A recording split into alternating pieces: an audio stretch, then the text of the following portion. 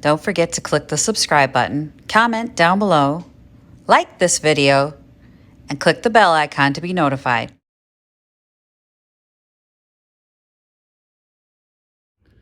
Oh yeah, I made it home. It's the day after the last day of Junk Bonanza. I made it home last night. It was terrifying. My shoulder is still just like jacked up. I was literally doing this all the way home. Like that would help keep the truck from going. It was just one of those. And then I walked in the door and my family started fighting. Both of them. It's like they were good to each other until I got home. The ref's back, and then I threw a fit because I didn't want to be the ref. I was tired and in pain. And today is rest and recovery because I promised my doctor. I told her that day after Junk Bonanza, I am flat on my back and I took muscle relaxer this morning. Fell asleep. This is me awake for a hot second. And I'm going to take a muscle relaxer again and lay back down. Junk Bonanza. I was disappointed. I did good, not great. So there's still probably a lot of the COVID factor in there. You could tell there were lull times where then people would come through and they were all masked. I think people stayed away.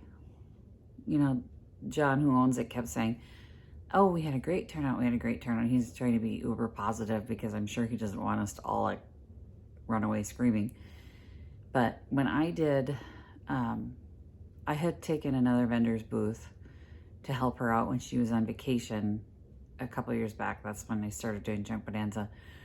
And at that time they had a vendor cancel and I got half a space. I made this time around exactly what I made in half space. I'll be honest, that was a disappointment because I was thinking I'm gonna have a full booth. I'll do better, you know, it'll be great. And you guys saw my booth. It looked good. Looked good. It was all smalls. There wasn't any furniture going. I sold one chair. It just wasn't happening. You know, I was really shocked. If you brought only large pieces, you were bombing because they just weren't buying it. Nope. I mean, I made rent and made a profit, and I guess that's all you can hope and expect, but not where I really, really wanted to be. And that hurt because I was like, I really, really wanted to make like a double what I did on bare minimum, double what I did on a single, like a half a booth. I had one table basically the last time, and I made exactly the same as I did with one table. That shocked me.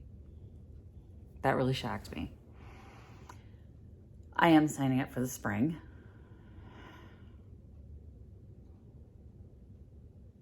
Hoping spring's better. I mean, I think I'll do some things different. I'm only gonna bring one van load.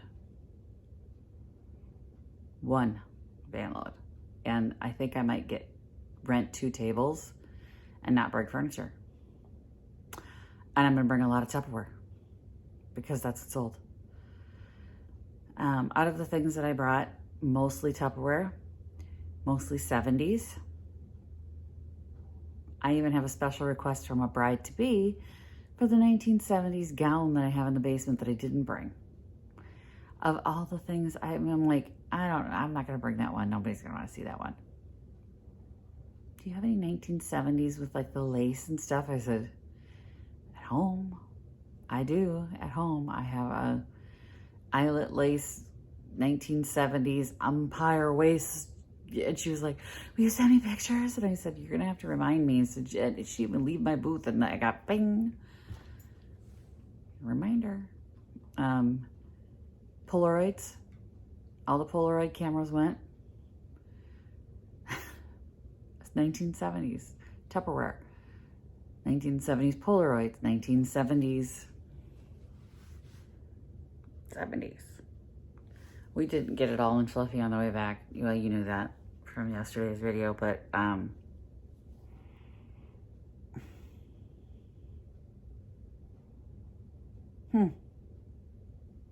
it's a complete rethink. And then the younger crowd wants 70s and 80s. The whole ironstone, soft farmhouse. They don't want it. They don't want it. They want the bright colors of the 70s. They want, and they're the ones spending money, so gotta give them what they want, right?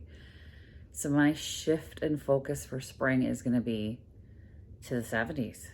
They want mid-mod and 70s and 80s, and I'm like, okay, all right. The functioning Polaroids really excited the people that picked them up. They were like, it works? I'm like, yeah. My daughter tests them, they work. I give Victoria a pack of film and let her go shoot pictures, and they work. Really, really surprising. But a lot of really cheap. There were some people that came in, didn't care, and then there were people that were like, what's the best you can do on this? It's like, I kind of have my best. I mean, I didn't increase my price as much over what I would charge at Picket for Junk Bonanza, and I was really, really shocked. So something's going on. And I did mention to John when he came by to talk to me, I said, maybe you should just do like early birds Friday night and one day Saturday. Create a sense of urgency, because Friday is a complete dud. Friday night is like, forget it. The whole day Friday, we all just sat around talking to each other. Crazy. And then Saturday, it's all these families come through, and Thursday was the only good day. And then Friday was completely dead. I mean, I made like $100 that day. It wasn't even worth sitting there for $100. Do you know what I mean? It's like, I could be doing something else right now. They did sell me all these magazines for $1 a piece. So Junk Bonanza is put on by the people that do like flea market magazine. 14 magazines for $1 a piece. And these are normally what, $12.95 on the newsstand. This one is $9.95. $12.95, $9.95. $1. I picked them all up. I'm gonna be reading these things and looking through them. Oh my goodness sake. But yeah, there was like things that sold that I saw wheeling out that were large were industrial. So like, and I had military bins sell. So 2 of my military bins sold. And then the metal drawer, the small single metal drawer that I had, that went. And then there was another gal that was just down from me, a really nice couple that were there. Lovely people. I met so many good people, you guys. I'm going to do a blog post on the blog about all the people I met. They're fantastic people. Unbelievably great people that I met. I made some good connections. Another gal, Katie, that was there, she does Minneapolis Vintage Market. And I think I'm going to try and do at least a couple of those to see how they go. They're a lot cheaper. A lot less expensive, and she said she sells out. She does better. She said I did better at Minneapolis Vintage Market. I'm like, oh my God, because it's so much cheaper. I'm afraid she's not gonna come back. But anyway, the other gal, her and her husband had these lockers that were selling, all lockers. He couldn't carry those things out fast enough. And then these like mailbox cubbies, old mailbox stuff, they're all gone. So, I mean, that was what was selling, was this industrial looking stuff, and then the 70s stuff. Farmhouse, all that stuff. Margot, no.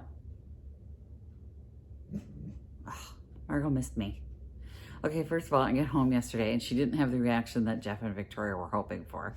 She just kind of went, oh yeah, you're here. And it wasn't at all like they thought she was gonna go crazy. And then she hadn't eaten in 3 days. So I got home, she ate 2 bowls of food. And then I went to take a shower and I came out, and I'll post the picture. She was sleeping in my spot on the bed. She's been happy since I got home. Y'all, I am hurting, girl. So by the time we left there yesterday, like my hip, that hip problem that I've been having that she says is wrapping around from my back. Oh my God. I was walking like how people.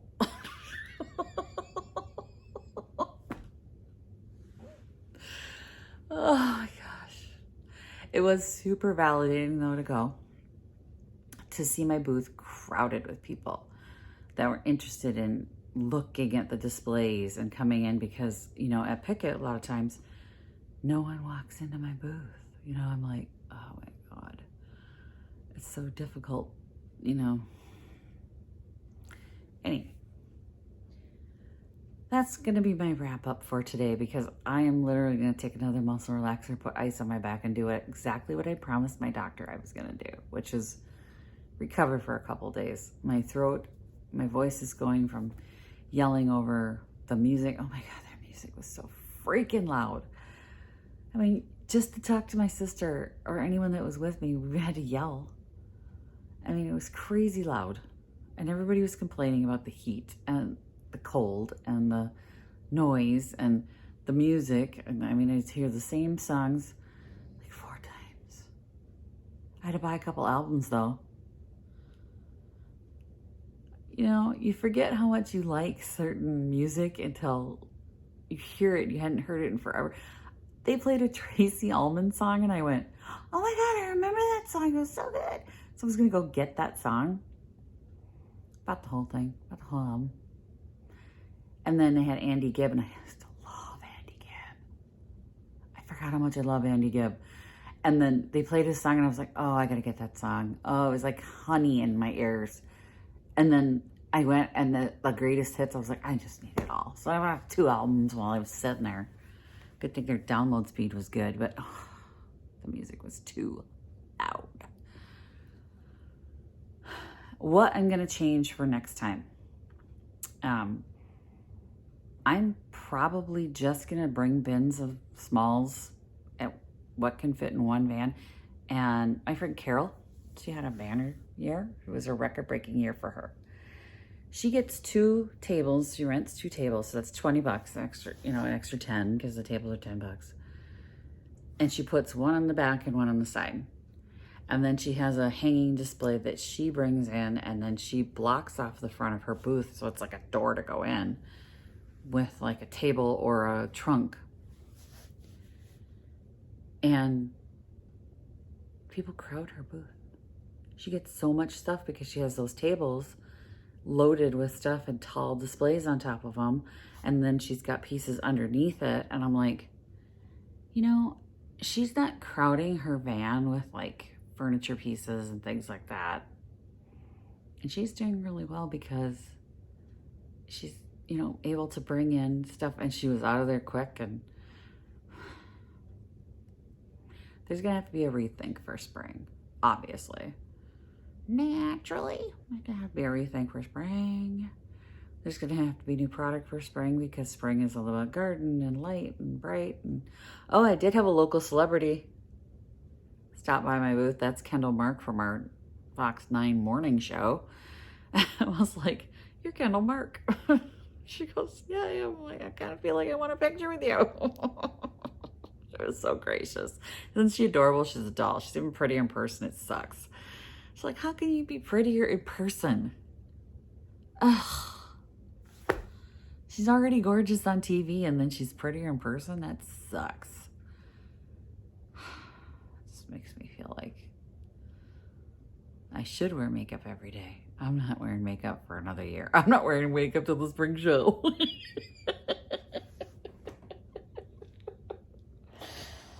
I may not wear a bra till the spring show either.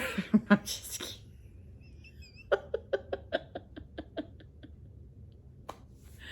Oh my God. I had so many people though who have seen the videos who came up and and talk to me, and it was really nice to meet you guys in person. And another thing I will change for the spring show. Donna mentioned renting an Airbnb.